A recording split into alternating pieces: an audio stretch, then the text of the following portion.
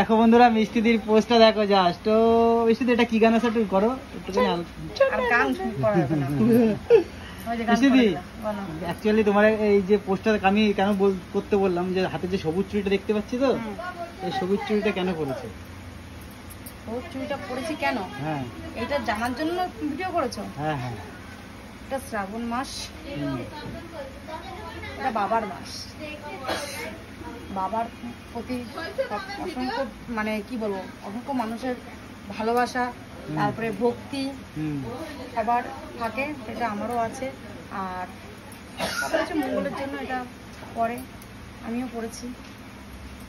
কত মানে আরো কি বিষয় আছে আমি জানি না, সেটা পরে একসময় তোমার বলবো কেন পরে। আচ্ছা আমি শুনেছি যে এই সবুজ চুড়ি পরলে নাকি শিব ঠাকুরের মতন বর পাওয়া যায়, তাই? বর তো পেয়েছি, বরের কথা আর কি বলবো। বর ভালো থাকুক, বরের বাবার মতন বর যেন তৈরি হয়, এরকম একটু বেতাবরা আছে।